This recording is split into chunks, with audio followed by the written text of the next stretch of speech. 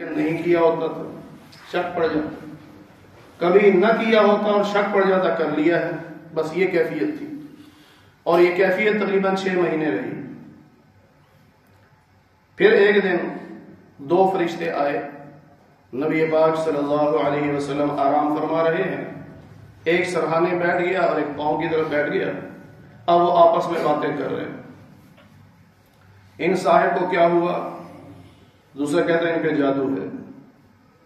پھر وہ کہتا ہے کس نے کیا ہے؟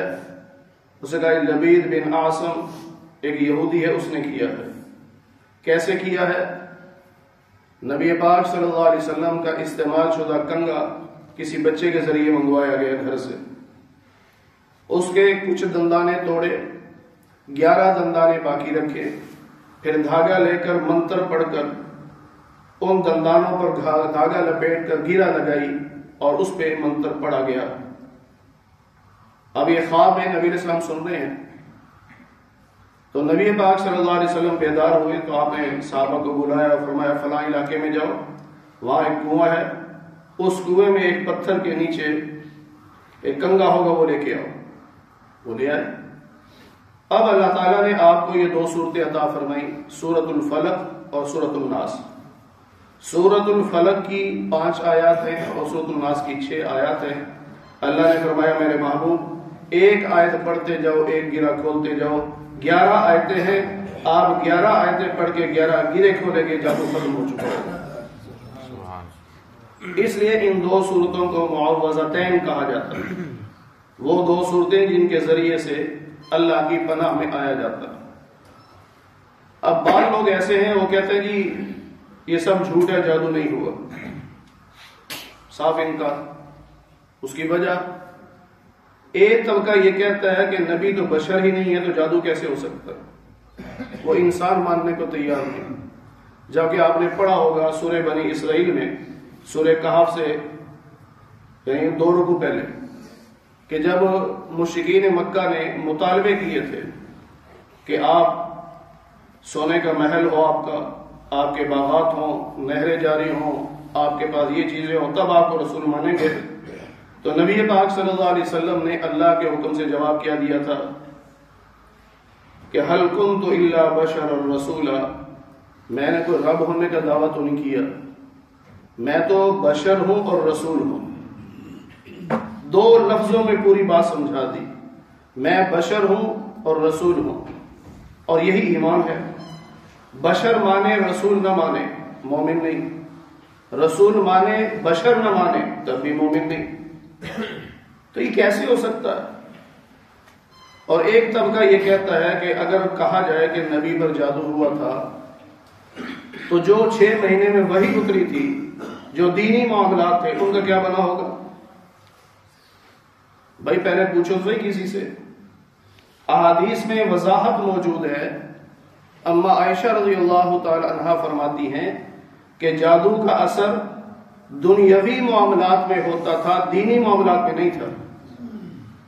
دنیاوی معاملات میں ہوتا تھا کہ آپ کو شک پڑ جاتا تھا کہ میں نے کھانا کھایا یا نہیں کھایا، لیکن دینی معاملات میں کوئی ایسا معاملہ نہیں تھا۔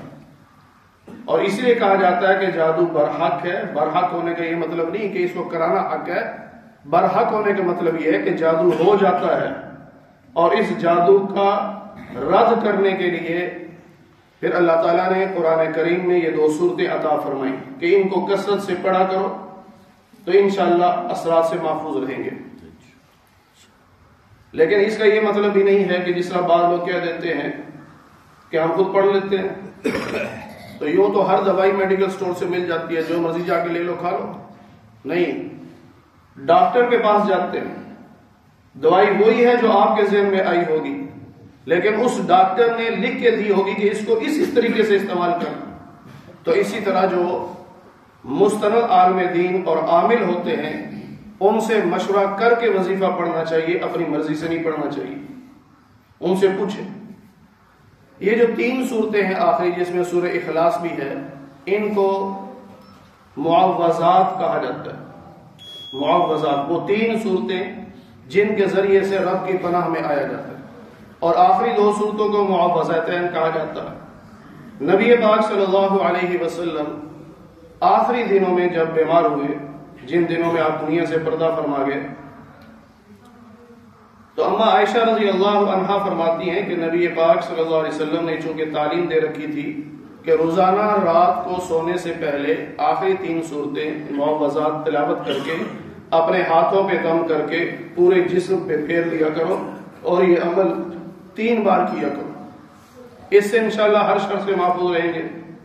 تو اما عائشہ فرماتی ہیں کہ آپ اتنے کمزور ہو گئے تھے کہ آپ اپنے ہاتھوں کو بھی حرکت نہیں دے سکتے تھے، تو میں پڑھتی تھی 3 صورتوں کو، پھر آپ کا ہاتھ پکڑ کے اس پہ دم کر کے آپ کا ہاتھ پھیرا کرتی تھی، پھر وجہ بتائی کہ جو برکت نبی کے ہاتھ میں ہے وہ میرے ہاتھ میں تو نہیں ہے نا، اس لیے میں نبی کا ہاتھ نبی کے جسم پہ پھیرا کرتی تھی۔ قرآن کریم کے خلاصے کے طور پر تو آپ نے سنا، حضرت مولانا آپ کے خطیب جو ہیں مولانا محمد عمر انور دامت برکاتہم بتا رہے تھے لوری رحمۃ اللہ علیہ کا، اور آپ یہ فرمایا کرتے تھے کہ ٹرین چل جائے، میرا پاؤں ٹرین کے پائیدان پہ ہو، ایک ابھی نیچے ہو، اور مجھ سے کوئی کہے کہ قرآن کا خلاصہ بتاؤ تو دوسرا پاؤں رکھنے سے پہلے قرآن کا خلاصہ بتا دوں۔ آپ نے ابھی سنا، میں نے بھی سنا کہ اللہ کو عبادت سے، نبی کو اطاعت سے، مخلوق کو خدمت سے راضی کر لو۔ میں تقریباً الحمدللہ اللہ کے فضل و کرم سے تقریباً 28 سال سے درس قرآن دے رہا ہوں مختلف جگہوں پر۔ اگر کوئی مجھ سے پوچھتا ہے کہ آپ کی نظر میں اس وقت قرآن کا خلاصہ کیا ہے آج کل کے حالات میں، تو میں تو ایک ہی بات کہا کرتا ہوں کہ جب آدم علیہ السلام کو سجدے کا حکم ہوا کہ سارے فرشتے سجدہ کرو، سب نے کیا، شیطان نے نہیں کیا، شیطان کو اللہ فرمایا نکل جائے یہاں سے۔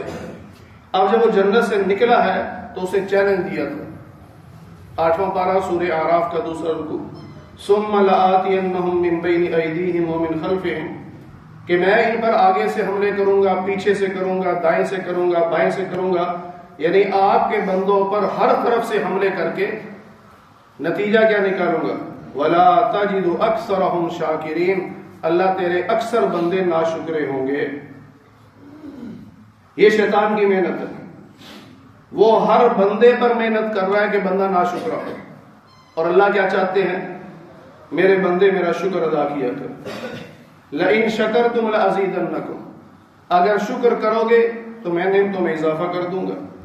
اب ہمارے سامنے 2 راستے ہیں، ایک ہے کہ ہم ہر حال میں رب کا شکر ادا کریں، رب راضی ہو جائے گا، اور ایک ہے کہ ہم ناشکری کریں تو شیطان راضی ہوگا۔ تو میں اپنے وجدان کے طور پہ کہتا ہوں کہ اس دور میں مسلمان اللہ کا شکر ادا کرنے والا بن جائے، اللہ راضی ہو جائے۔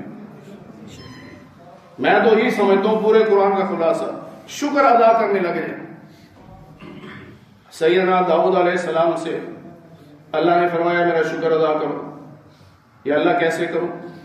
فرمایا مجھے سجدہ کرو، ساری نعمتوں کا شکر ادا ہو جائے گا۔ اب داؤد علیہ السلام کہا یا اللہ جو سجدہ کروں گا اس کی توفیق بھی تو آپ نے دی ہے، اس توفیق کا شکر پھر کیسے ادا کروں؟ پھر سجدہ کرو، پھر اس سجدے کی توفیق بھی آپ نے دی، یہ تو سلسلہ ختم ہی نہیں ہونا۔ اللہ نے فرمایا میرے بندے داؤد، جب تیرے دل میں یہ بات آ گئی کہ مجھے جو کچھ ملا ہے میرے رب نے دیا ہے، تو سمجھ لو ساری نعمتوں کا شکر ادا ہو گیا۔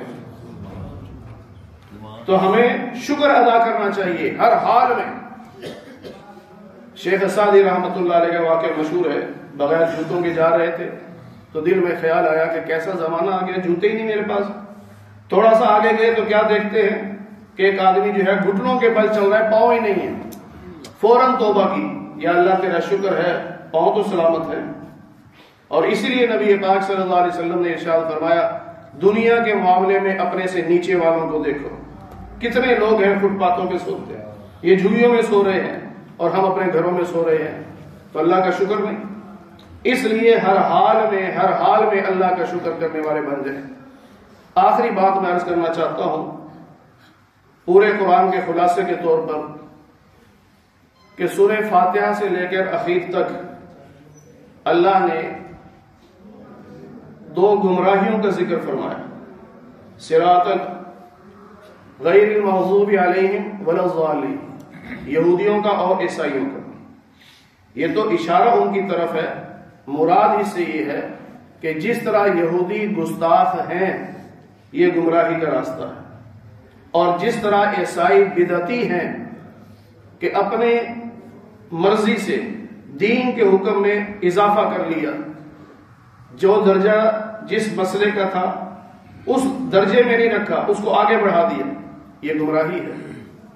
آج کل اسے کہا جاتا ہے الحاد اور بدعت۔ یہودیوں کا جو معمول تھا وہ الحاد کا تھا، اور آج کل ہمارے یونیورسٹیز میں، ہمارے کالجز میں الحاد کا فتنہ بہت ترقی کر رہا ہے۔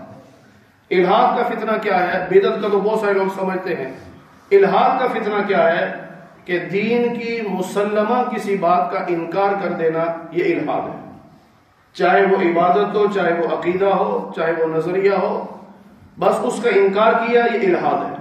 اور آج یہی کچھ ہو رہا ہے کہ یونیورسٹیز میں یہی بتایا جا رہا ہے، کیونکہ وہاں کے پروفیسر ہی ایسے ہیں جو قرآن سے دور ہیں، علماء سے دور ہیں، اپنی مرضی سے سمجھ رہے ہیں، تو نوجوانوں کے ذہنوں میں باتیں بٹھا رہے ہیں کہ بہت ساری چیزوں کا انکار، جس طرح سیدنا عیسیٰ علیہ السلام کی حیات کا انکار کیا جا رہا ہے کہ عیسیٰ علیہ السلام زندہ نہیں ہے، نعوذ باللہ فوت ہو گئے۔ اور یہ جو مسلمان کہتے ہیں کہ امام مہدی آئیں گے، کوئی نہیں آئے گا امام مہدی، کوئی نہیں آئیں گے عیسیٰ علیہ السلام، ابھی ان کا ذہن بنایا جا رہا ہے۔ رمضان میں ذہن بنایا جاتا ہے، یہ تراویح کا تو لفظ ہی نہیں ہے حدیث میں، لہذا تراویح عبادت ہی کوئی نہیں۔ آپ حیران ہوں گے، اس مرتبہ جاوید غامدی نے یہ جملہ کہا کہ تراویح نام کی عبادت اسلام میں ہے ہی نہیں۔ اب بتائیں، یہ مسلمہ چیزیں نہیں؟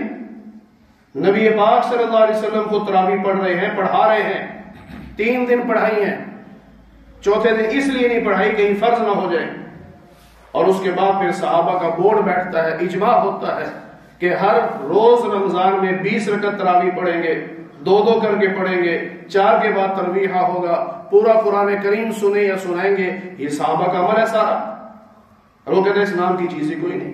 پھر ابھی ایک اور نیا اس کا فتویٰ آ گیا، یہ الحاد ہے نا۔ قرآن کہہ رہا ہے کہ اگر کسی کو طلاق ہو جائے یا کوئی بیوہ ہو جائے تو اس کی عدت گزارنی ہے، پھر اس کی عدت کی مقدار بھی مقرر ہے۔ جاوید غامدی یہ کہتا ہے کہ یہ اس زمانے کی باتیں تھی جب یہ سائنس نے ترقی نہیں کی تھی، اب عدت کوئی فرض نہیں ہے، عدت کی کوئی ضرورت نہیں۔ جاوید غامدی کہہ رہا ہے، کہتا ہے یہ تو صرف اس لیے ہوتا تھا کہ کہیں یہ حاملہ تو نہیں، یہ معلوم کرنے کے لیے۔ اب الٹرا ساؤنڈ ہے، کرا لو، حاملہ نہیں ہے، بس ٹھیک ہے آگے نکاح کر لو، عدت کی ضرورت ہی نہیں۔ اسے الحاد کہتے ہیں کہ جو چیز دین میں ثابت شدہ ہے اس کا انکار کرنا۔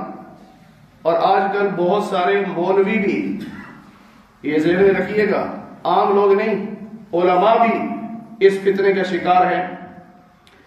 معجزات کا انکار ہو رہا ہے کھلا، کرامات کا انکار ہو رہا ہے، باتوں باتوں میں وہ اللہ کے ولیوں کی گستاخی کرتے ہیں اور کرامات کا انکار کرتے ہیں، پھر لوگ خوش ہوتے ہیں، واہ جی آپ کمال تحقیق پیش کی اس بندے نے۔ آپ نے سنا ہوگا کبھی مولانا طارق جمیل صاحب نے فرمایا تھا ایک بیان میں کہ مجھے ایک پٹھان عالم نے فون کر کے حوصلہ دیا کہ آپ کا بیٹا میں نے جنت میں دیکھا ہے، نبی کے ساتھ دیکھا۔ یہ تو مبشرات ہیں، خواب نبوت کا 46واں حصہ ہے۔ تو اللہ اپنے بندوں کو حوصلہ دینے کے لیے، صبر دینے کے لیے ایسے واقعات کراتا ہے۔ پھر فرمایا کہ وہ عالم وہ ہے جو روزانہ 1,00,000 مرتبہ درود پاک پڑھتا ہے۔ اب ایک مولوی صاحب نے ٹھیک ٹھاک کلاس لے لی اس پہ کہ جی 24 گھنٹے ہوتے ہیں اور ہر گھنٹے میں 60 منٹ ہوتے ہیں، پھر 60 سیکنڈ ہوتے ہیں، اگر سیکنڈ بھی نکالے جائیں تو 84,000 کچھ بنتے ہیں، اگر ہر سیکنڈ میں ایک بار درود پاک پڑھے تب بھی 1,00,000 نہیں بنتے، اور وہ نماز بھی تو پڑھتے ہوں گے، کھانا بھی تو کھاتے ہوں گے، وضو بھی تو کرتے ہوں گے، تو کتنا ٹائم لگتا ہوگا؟ تو کیسے ممکن ہے؟ یہ ممکن نہیں، لہٰذا یہ جھوٹ بول رہے ہیں۔ عام آدمی کی بات تو بالکل ٹھیک ہے، جب سیکنڈ اتنے بنتے ہیں تو 1 سیکنڈ میں بھی پڑھے تو نہیں پڑھ سکتا۔ اس کا جواب ذہن میں رکھیے گا، ہم اہل سنت والجماعت ہیں، ہم نبی کے معجزے کو بھی سچا مانتے ہیں، ولی کی کرامت کو بھی سچا مانتے ہیں، اور کرامت اور معجزہ وہی ہوتا ہے جو عقل میں نہ آئے۔ آج ڈنڈورا جو پیٹا جا رہا ہے وہ ایک ہی بات، بتاؤ عقل میں آتا ہے؟ ہر نوجوان کہے گا نہیں جی نہیں آتا عقل میں. تو دیکھا پھر عقل میں بات نہیں آتی، کیسی باتیں کرتے ہیں یہ مولوی. اور بھائی کرامت کسے کہتے ہیں؟ جو عقل میں نہ آئے. اگر عقل میں آ جائے تو پھر کرامت نہیں ہے. تو اللہ نے اس ولی کے وقت میں ایسی برکت دے دی، اس کی زبان میں ایسی برکت دے دی کہ جو کام ہم 24 گھنٹے میں نہیں کر سکتے اللہ اسے 20 گھنٹے میں کروا دیتا. کرامت اور کسے کہتے ہیں؟ وقت نہیں، ورنہ قرآن کریم آپ پڑھتے جائیں. حضرت مریم کا کیا ہے؟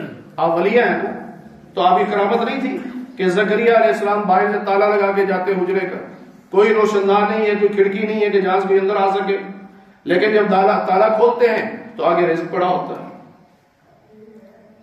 آگے رزق پڑا. حضرت زکریا اللہ کے نبی ہیں، وہ پوچھتے ہیں مریم یہ رزق کہاں سے آتا ہے؟ تو حضرت مریم کیا کہتی ہے؟ اللہ کی طرف سے آتا ہے. تو انکار تو نہیں کیا کہ عقل نہیں مانتی. بے موسمہ پھل ہو اور تالے والا کمرہ ہو، اس کے اندر پہنچے، اب کر دو انکار کہ قرآن میں ایسا واقعہ بیان ہوا جس کو عقل نہیں مانتی. سلیمان علیہ السلام نے کہا نہیں کہ بلقیس قریب پہنچ چکی ہے، اس کے آنے سے پہلے اس کا تخت کون لائے گا؟ ایک عالم نے کہا تھا جو ان کا امتی تھا، عاصم بن برقیہ، نبی نہیں ہے امتی ہے، اس نے کہا میں لاؤں گا. کب؟ فرمایا آپ آنکھ بند کر کے آنکھوں نے تخت حاضر ہو گئے. اور ایسا ہوا.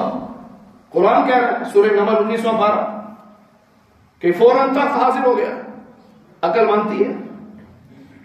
کتنا بڑا تخت، 120 فٹ لمبا، 60 فٹ چوڑا، 45 فٹ اونچا، اور 7 تالوں میں بند کیا ہوا. ایک کمرے سے گزرے، دوسرا دروازہ، تیسرا دروازہ، 7 دروازے کھولے تو تب جا کے اس تخت پہ پہنچا جاتا تھا. اور وہاں سے تخت آ گیا جو سینکڑوں میل دور، اتنا بڑا، اتنا وزنی، اور آنکھ جھپکنے میں آ گیا. عقل مانتی ہے؟ بس آخری جملہ سن لیں، جنہوں نے عقل کا کلمہ پڑھا ہے وہ ایسی باتوں پہ توجہ دیں. ہم نے عقل کا کلمہ نہیں پڑھا، ہم نے محمد رسول اللہ کا کلمہ پڑھا ہے.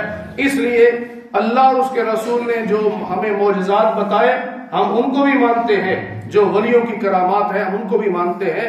اور یہی بات ذہن میں رکھنی چاہیے کہ جب بھی کوئی کرامت، کوئی معجزہ سامنے آئے تو آپ نے یہی کہنا ہے عقل نہیں مانتی، لیکن میرے نبی نے کہا میں مانتا ہوں، میرے رب نے بتایا میں مانتا ہوں. صدیق اکبر کا ایمان یہی تو تھا کہ معراج کے واقعے کے بعد اللہ کے نبی نے مکہ والوں کو بتایا، مکہ والے نہیں مانے. سیدنا صدیق اکبر وہاں نہیں تھے. ابو جہل راستے میں بیٹھ گیا کہ جو ہی آئے گا پہلے میں اسے ورغلاؤں گا، اور اسے ورغلایا کہ صدیق یہ بتاؤ کہ ایک شخص یہ کہے کہ میں رات کے مختصر سے حصے میں 7 آسمانوں پہ گیا، اس سے اوپر گیا اور ساری کائنات کی میں سیر کر کے واپس آ گیا، ہو سکتا ہے؟ ان کا نہیں ہو سکتا. اب ابو جہل دل میں پوچھتا، جیسے آپ سے بھی کوئی کہے تو آپ کہیں نہیں ہو سکتا، اب لوگ خوش ہوں گے. لیکن آپ پھر پوچھیں جیسے صدیق اکبر نے پوچھا کہ بتاؤ یہ دعویٰ کیا کس نے ہے؟ ابو جہل نے کہا تمہارے دوست محمد صلی اللہ علیہ وسلم نے دعویٰ کیا ہے. اس پر سیدنا صدیق اکبر نے فوراً کہا ہے یہ ناممکن، لیکن جب میرے نبی نے کہا ہے تو سچ کہا. عقل کو پیچھے چھوڑ دیا، میں نہیں مانتا عقل کی، میں تو نبی کی مانتا ہوں. اور آج ضرورت اس بات کی ہے کہ ان سارے سیکولر سکالر جتنے لوگ ہیں ان سب کو آپ ایک بات کہہ کے جواب دیں، ہم عقل کی نہیں مانتے، ہم تو محمد عربی کی مانتے ہیں صلی اللہ علیہ وسلم. وآخر دعوانا الحمدللہ رب العالمین.